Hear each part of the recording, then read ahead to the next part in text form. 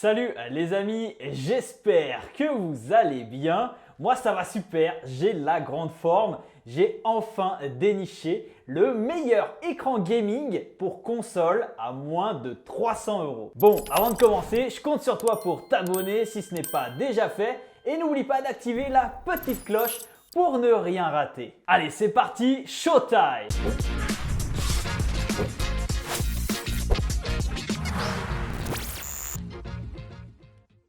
Je ne vais pas faire durer le suspense plus longtemps, il s'agit du Samsung Odyssey G5. Disponible en 27 et 32 pouces, ce moniteur affiche une définition WQ HD de 2560 par 1440 pixels, soit de la 2K avec un taux de rafraîchissement de 144 Hz. Son taux de réponse est lui aussi impressionnant puisque vous bénéficiez d'1 milliseconde, très performant. Alors pour ceux qui cherchent de la performance, eh bien, vous n'allez pas être déçus, notamment ceux qui jouent à des jeux de FPS type Call of Duty, Warzone ou encore Fortnite. Là, c'est des jeux compatibles 120 Hz, alors vous allez pouvoir vous régaler et plus performer. Également, ceux qui jouent à des jeux de simulation automobile, Gran Turismo, F1 ou encore WRC, et là, ça va être vraiment un pur régal et ça va changer la donne. D'ailleurs, j'ai trouvé un site qui répertorie tous les jeux qui sont compatibles 120 Hz, que ce soit PS5 ou même Xbox, Series X ou Series S.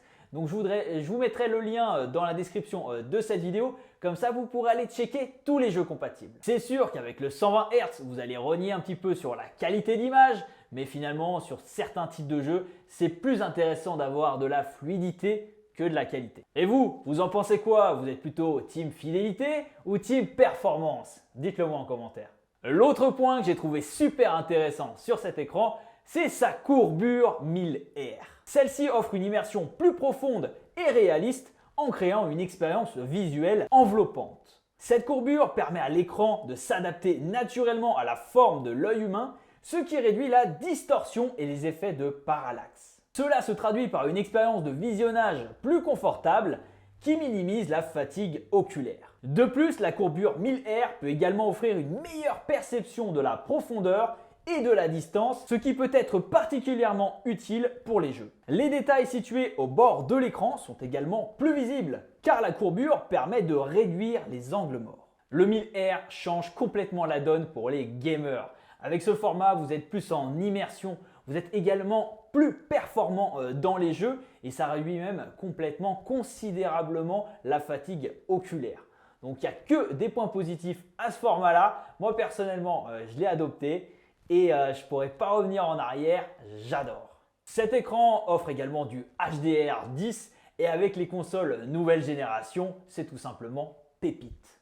Il améliore considérablement la qualité de l'image en augmentant le contraste, la luminosité et la plage dynamique des couleurs. Concrètement, les détails dans les zones sombres et lumineuses d'une image sont mieux représentés en créant une expérience visuelle plus immersive et plus réaliste. Alors au niveau du design de cet écran, on a quelque chose de futuriste, mais pas non plus extravagant. Full black, cet écran se distingue par sa courbure et ses formes sur l'avant droit et gauche. À l'arrière, on retrouve un peu de caractère avec un plastique légèrement plus travaillé, mais pas de RGB ou autre. On retrouve également 4 trous de fixation VESA 75 par 75, ce qui peut être pratique pour venir accrocher votre écran à un bras. D'ailleurs, c'est ma recommandation d'utilisation et je vous expliquerai après pourquoi. En dessous, on retrouve les différentes connectiques avec ici un DisplayPort 1.2, une entrée HDMI 2.0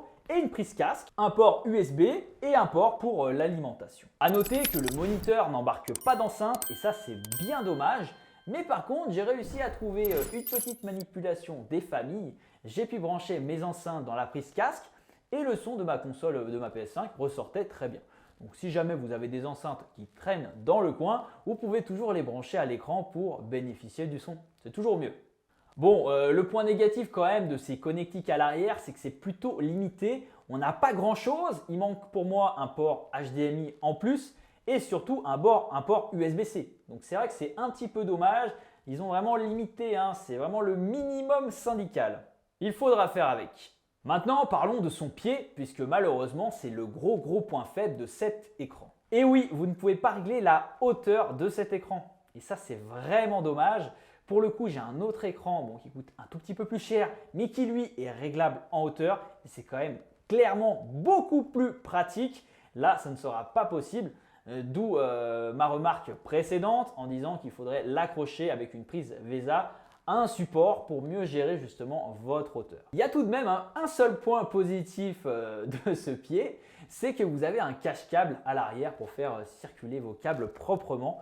Donc ça, c'est toujours bon à prendre. Ce Samsung Odyssey G5, il intègre un petit joystick pour naviguer dans les menus. Il est situé juste sous l'écran. Alors celui-ci de Samsung, il permet en plus d'utiliser donc les 4 directions en tant que raccourci personnalisable pour changer donc de source, régler le volume du casque par exemple. L'OSD permet également donc de régler le filtre de lumière bleue sur 4 niveaux et de modifier les paramètres de base, que ce soit luminosité, contraste, saturation et même température. L'interface est quant à elle claire et assez réactive.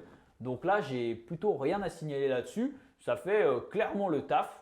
Voilà, donc c'est plutôt correct. Alors pour ce produit, je n'ai pas fait d'unboxing. Bon, il n'y avait pas trop d'intérêt et puis je vous avoue que je l'avais déjà déballé. En fait, quand je l'ai reçu, je me suis un peu excité dessus. Je l'ai tout de suite déballé, je voulais le tester. Donc j'ai oublié en fait d'enregistrer. Mais sachez qu'à l'intérieur, vous avez un câble donc HDMI 2.0 qui est fourni. Donc ça, c'est toujours bon à prendre d'avoir des câbles. Vous avez également la prise d'alimentation classique pour le brancher. Et puis, vous avez l'écran avec son support, avec son pied. Voilà. Sachez également quand même que le câble qui est fourni avec, le câble HDMI 2.0, permet d'aller chercher de la 144 Hz. Donc ça, c'est sur PC, bien évidemment. Sur console, on ne va pas encore à 144 Hz. Mais sur votre console, vous pourrez du coup bénéficier des 120 Hz. Et donc, ça, c'est quand même plutôt intéressant. Pour conclure, les amis, je trouve que cet écran donc, de chez Samsung, le G5 Odyssey, est tout simplement le meilleur écran gaming pour console à moins de 300 € et je vous explique pourquoi. Déjà, sa résolution d'image, elle est excellente. Sa fréquence d'image, elle est de 144 Hz et elle permet d'aller booster donc, vos jeux consoles en 120 Hz pour ceux compatibles, bien sûr. Donc, ce qui n'est pas négligeable pour nous joueurs console. De plus, sa courbe 1000 R est tout simplement incroyable. C'est bluffant, c'est du génie, c'est pépite comme on dit. Et j'ai tellement pris une claque sur cette courbe 1000 R que ça m'a vraiment même donné envie de m'acheter le G9 pour travailler, pour faire mes montages vidéo. Je pense qu'avec ça, ça peut juste être incroyable. Je vais attendre un petit peu parce qu'il est vraiment très très cher. Mais j'espère pouvoir me l'offrir un de ces 4 parce que cette technologie quand même, 1000 R, mais testez-la, elle est incroyable.